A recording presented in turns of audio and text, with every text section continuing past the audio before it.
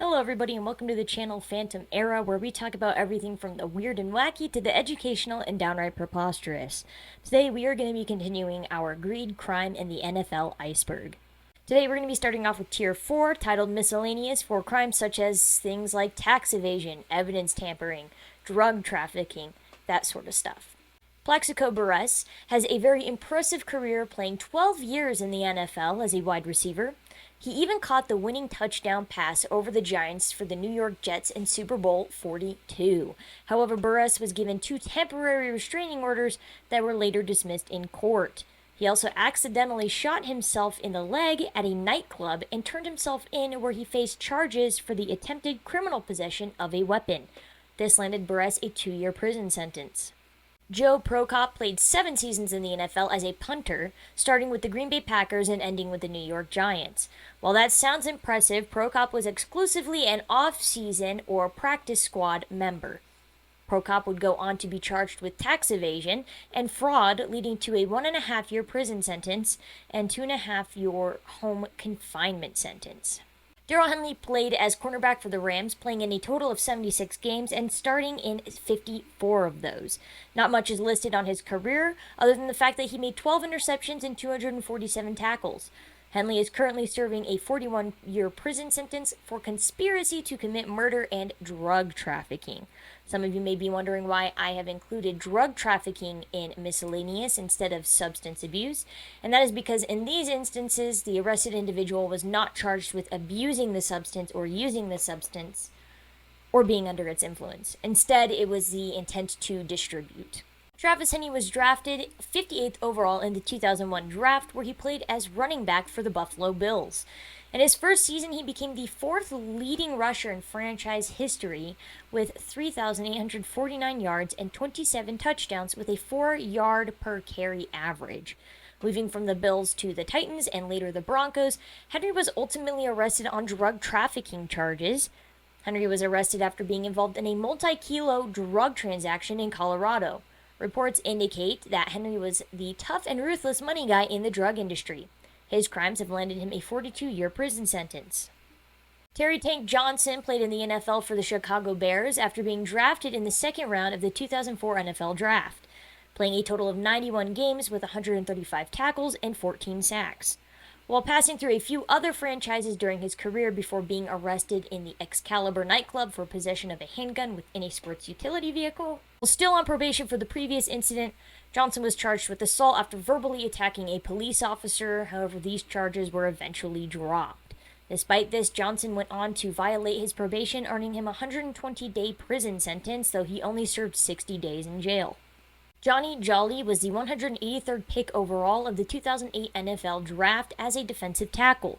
Jolly originally struggled to find playing time in his opening season, but found himself with extra time on the field after a series of teammates were injured. After his time with the Green Bay Packers from 2006 to 2009, Jolly was charged with drug possession, evidence tampering, and eventually violating his probation. Evidence tampering came when Jolly was arrested for the 3rd time regarding substance possession, as he tried to hide the drugs from police. Jolly was officially given a 6-year sentence, but only served a total of 6 months. On top of this, Jolly was re-signed to the Green Bay Packers in 2013 despite having an extensive criminal history, which seems to be a consistent trend in the NFL for its owners, coaches, and players. Ray Lewis Jr. played all 17 years of his career with the Ravens as a middle linebacker after being drafted to the Ravens 1st round in 1996. While being a star player for the Ravens, Lewis was a key witness in a trial following the stabbing and consequent murder of 2 men in the aftermath of a Super Bowl party. Originally charged with assault and murder, the charges were officially dropped when Lewis agreed to testify against fellow suspects Reginald Oakley and Joseph Sweeting. As a result, Lewis finds himself on this tier and not tier 7. However, what Lewis is guilty of is obstruction of justice. This is in part due to the white suit Lewis wore at the party remaining unfound. The evidence itself was likely destroyed and hidden by Lewis along with his companions. Lewis also admitted that he gave misleading information and testimony to officers stating that he'd never actually been at the party and thus wasn't present for the murder, which we know wasn't true. Because of this, Lewis received a 12-month prison sentence and a $250,000 fine. Despite this, Lewis was still nominated as the NFL Defensive Player of the Year in the following season. Jamal Lewis also played for the Ravens as a running back from 2000 to 2006, and later the Cleveland Browns from 2007 to 2009. Despite having the same last name and playing for the same team, Jamal Lewis and Ray Lewis are not brothers, nor are they related by any means. Playing with Ray Lewis, Jamal Lewis assisted in a Super Bowl win for the Ravens. Shortly after this, Lewis was charged with the possession and intent to distribute 5 kilograms of cocaine. Specifically, his charges were that he used a phone to facilitate a drug deal / drug trafficking. This landed Lewis a 4-month prison sentence after a plea deal was arranged. Dexter Manley played as a defensive end in the NFL primarily for the Redskins, earning a record for the Redskins, which consisted of 18.5 sacks in a single season. While he is best known for graduating college despite being illiterate, Manley was charged with drug possession and then evidence tampering. The first charge landed him a 4-year sentence, while the second charge landed him a 2-year sentence. Manley served over 3 years. Bam Morris played for the Steelers as a running back after being drafted in the 3rd round of the 1994 NFL Draft. Playing in 75 games, Morris scored 35 touchdowns. Morris was initially charged with substance possession during his time with the Steelers after he was found with 4 pounds of marijuana. From there, he was signed to the Ravens, where he was released yet again due to substance possession. And as if they hadn't heard about his legal troubles, Morris was then signed onto the Chicago Bears, where, guess what, he had further substance possession issues. As if it wasn't enough, Morris finally made his way onto the Kansas City Chiefs team, where he pled guilty to drug trafficking. The crime landed him 30 months in prison, where he served 2.5 years. Mercury Morris played in the NFL as a running back and kick returner primarily for the Miami Dolphins, with an 8-year career in the NFL. Morris landed a total of 3 return touchdowns in his career and played on 3 separate Super Bowl teams. In 1982, Morris was convicted of cocaine trafficking. As a result of the crime, Morris was sentenced to 20 years in prison, where he ultimately served only 3 years. He was released early due to a plea deal where he pleaded no contest to felony drug trafficking. After his time in prison, Morris became a motivational speaker and actively campaigned against cocaine as it had such a negative impact on his life. And just like the Lewises of the Ravens, Mercury Morris and Bam Morris are unrelated. Nate Newton played as guard in the NFL for both the Dallas Cowboys and Carolina Panthers. With an incredible career, Newton has 3 Super Bowl championships to his name. Out of the 198 games Newton played, he started in 180 of them. Unfortunately, Newton was a sleazy guy under the table and off the field. In 1991, he was arrested for dogfighting, which he very heavily contributed to. Reports state that he owned a total of 14 pit bulls. And if you haven't seen some of my other videos, I make it pretty clear that the scum of the earth, in my opinion, are those who hurt or abuse animals and children.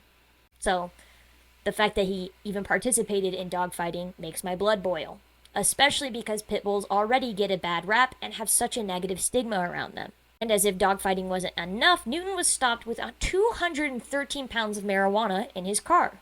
Then, later in 2001, Newton was arrested for having 175 pounds of marijuana in his car. Now, to clarify, Newton's placement here in this tier for dogfighting, while Vic's was in tier 1 for conspiracy of dogfighting, comes down to verbiage. Newton was charged with dogfighting in and of itself.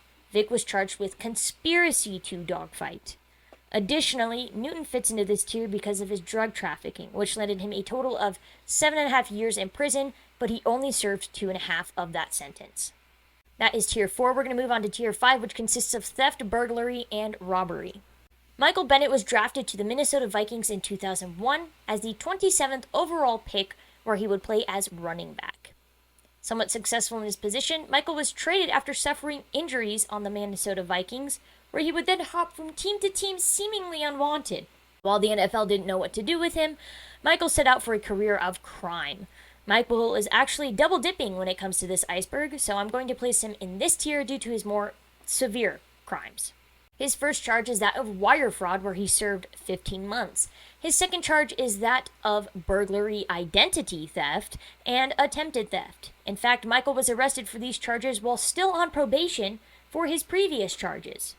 This second crime spree landed him a 5-year prison sentence. Cecil Collins was selected as the first pick in the 5th draft round of 1999 by the Miami Dolphins. Nicknamed Cecil the Diesel, Cecil was contracted to a 3-year term with the team. Unfortunately, whatever prospects Collins had in the NFL, they came to a screeching halt when he broke into a home in David, Florida. The home belonged to a married woman who he knew from the gym. Collins' defense was that he only wanted to watch the woman sleep and did not break in the apartment to steal anything. Despite this, Collins was sentenced to 15 years in prison, where he served 12 of the 15-year sentence. Maurice Claret was the overall 101st pick in the 2005 NFL Draft, where he was signed to the Denver Broncos. The contract with the Broncos was a 4-year deal. Like many others on the list, Claret fell into a series of criminal activities. While he's shaped up now and is a public speaker/entrepreneur, it is important that I include him on the list, as he himself acknowledges his past mistakes, and I think it goes to show that some people, even criminals, can change their behavior, though it is incredibly rare. So shout out to Claret for getting his life back together and choosing to help others avoid the same mistakes that he made. Nevertheless, Claret's criminal history contains the following: 2 armed robberies outside of the Opiate Lounge in Columbus, traffic violation, car chase, as well as possession of a weapon without a permit. And all these crimes landed Claret a total of 7.5 years in prison, where he was released to a halfway house less than 4 years into the sentence. Brian Leaf played as a quarterback in the NFL for 4 years for teams such as the Dallas Cowboys and later the Seattle Seahawks. Passing a total of 3,666 yards, Leaf had a 50.00 rating as a passer. After retiring as a quarterback from the NFL, Leaf went on to coach at Texas A&M. In 2008, Leaf was put on indefinite leave from his coaching position, where he consequently resigned after it was revealed that he had asked an athlete for pills to cope with wrist pain. Leaf's opioid abuse dates back to 2002. Then, in 2009, Leaf was also charged for burglary. Again, in 2012, Leaf was charged with burglary, as well as theft and additional drug charges.